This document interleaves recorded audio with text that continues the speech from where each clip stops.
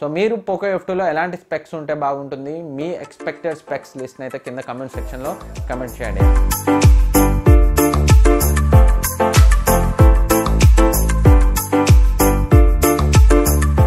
Friends, Poco F2 గురించి చాలా leaks వస్తున్నాయి. పోకో F2 స్పెక్స్ ఎలా ఉండబోతున్నాయి అని చాలా లీక్స్ వస్తున్నాయి.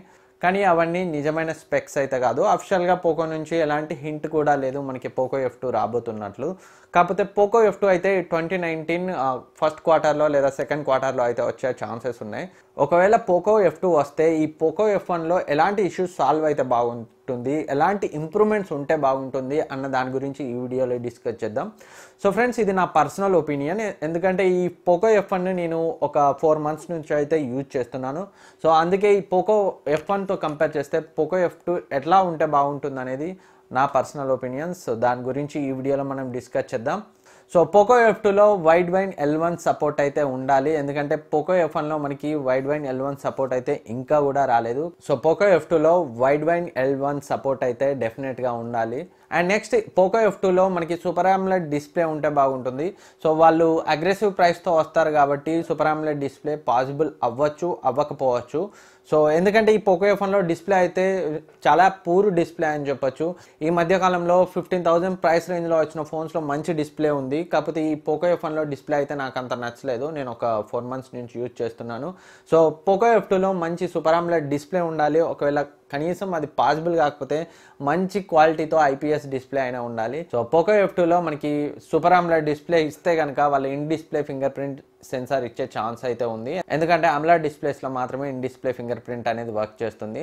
అండ్ పోకో F2లో నాచ్ అయితే కొంచెం స్మాల్గా ఉంటే బెటర్. ఎందుకంటే ఈ పోకో F1లో నాచ్ అయితే చాలా పెద్దదిగా ఉంది. పోకో F1లో మనకి స్పీకర్ మరియు IR సెన్సార్, ఫ్రంట్ కెమెరా ఉంది. సో ఫ్రంట్ ఫ్లాష్ కూడా ఇవ్వలేదు. కాకపోతే నాచ్ అయితే కొంచెం పెద్దదిగా ఉంది. సో పోకో F2లో నాచ్ తీసేయడం పాసిబుల్ కాకపోతే కనీసం నాచ్ సైజ్ అయినా తగ్గించాలి. ఎందుకంటే IR సెన్సార్, ఫ్రంట్ కెమెరా ఇవన్నీ ఉండాలంటే నాచ్ అయితే అవసరం.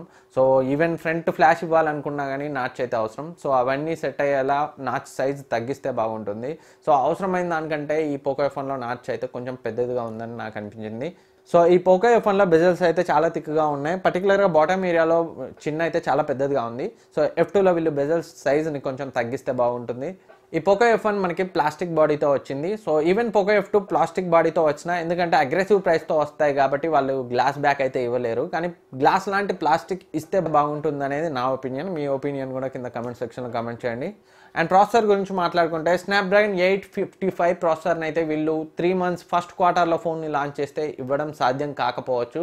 సో ఎప్పుడైతే ఏప్రిల్, మే, జూన్ ఆ టైం వరకు పోకో F2 లాంచ్ వెళ్తుందో అప్పుడు మాత్రం స్నాప్డ్రాగన్ 855 ప్రాసెసర్తోనే ఇస్తేనే ఇది ఫ్లాగ్షిప్ కిల్లర్ అని చెప్పొచ్చు. ఎందుకంటే ఫ్లాగ్షిప్ ప్రాసెసర్ తోటే రావాలి. సో ఫస్ట్ క్వార్టర్లో అంటే జనవరి, ఫిబ్రవరి, మార్చ్ ఈ టైంలో వస్తే మాత్రం అట్లీస్ట్ స్నాప్డ్రాగన్ 845 ప్రాసెసర్ని అయితే ఉంచాలి. వీళ్ళు డీగ్రేడ్ కావద్దు, డౌన్ గ్రేడ్ కావద్దు. రియల్మీ 1 నుంచి స్నాప్డ్రాగన్ 450కి వచ్చిన రియల్మీ 2లా అయితే అసలు అవ్వకూడదు అనేది నా ఒపీనియన్. వీళ్ళైతే స్నాప్డ్రాగన్ 855 లేదా స్నాప్డ్రాగన్ 845 ఇచ్చినా సరిపోతుంది, ఒకవేళ వీళ్ళు కనుక ఫస్ట్ క్వార్టర్లో ఫోన్ లాంచ్ చేసినట్లయితే. అండ్ కెమెరా గురించి ఇంప్రూవ్మెంట్ ఏం అడగాల్సిన అవసరం లేదు. చాలా మంచి కెమెరా, చాలా కేపబుల్ కెమెరా. సో నేను చాలా అన్బాక్సింగ్, చాలా సినిమాటిక్ షాట్స్ ఈ ఫోన్తో షూట్ చేశాను. 960 FPS slow motion, 120 240 FPS slow motion. So కెమెరాలో అయితే అంత ఖచ్చితంగా ఇంప్రూవ్మెంట్ చేయాల్సింది అయితే ఏం లేదు. సో Gcam నేటివ్గా సపోర్ట్ చేస్తుంది. దాదాపు మనం ఫొటోస్ కోసం అయితే ఎక్కువ మంది Gcamని యూజ్ చేస్తున్నారు. సో పోకో F2లో కూడా మనకి కెమెరా టు API డిఫాల్ట్గా అయితే ఎనేబుల్ అయ్యి ఉండాలి. బ్యాటరీ కూడా మనకి 4000 mAh బ్యాటరీ అయితే సరిపోతుంది. ఎందుకంటే అంతకంటే ఎక్కువ వెళ్తే మనకి డివైస్ థిక్ అవుతుంది. సేమ్ 3.5mm ఆడియో జాక్ ఉండాలి. IR ఫేస్ అన్లాక్ ఎక్సలెంట్గా వర్క్ చేస్తుంది. ఫింగర్ ప్రింట్ సెన్సార్ ఎక్సలెంట్గా వర్క్ చేస్తుంది. సో వీటిలో మనం ఇంప్రూవ్మెంట్ ఆశించాల్సిన అవసరం అయితే లేదు. అండ్ మరో ముఖ్యమైన విషయం ఏంటంటే ఈ పోకో F2 యొక్క ప్రైస్ అయితే మనకి పోకో F1తో కంపేర్ చేస్తే ఒక 1000-2000 ఇంక్రీజ్ అయినా పర్లేదు, కానీ మరీ 25,000 కంటే పైకి వెళ్తే మాత్రం ఇది కూడా OnePlus లానే తయారవుతుంది. సో ప్రైస్ మాత్రం బేస్ వేరియంట్ 6GB 64GB యొక్క ప్రైస్ మాత్రం మనకి వాళ్ళు ఇంప్రూవ్మెంట్ చేసిన దాన్ని బట్టి ఒక 1000-2000 ఇంక్రీజ్ అయితే పర్లేదు, కానీ మరీ 25,000 పైన వెళ్తే మాత్రం కొంచెం కష్టమనే చెప్పాలి. సో ప్రైస్ మనకు అందరికీ అందుబాటులో ఉంటే బాగుంటుంది అనేది నా ఒపీనియన్.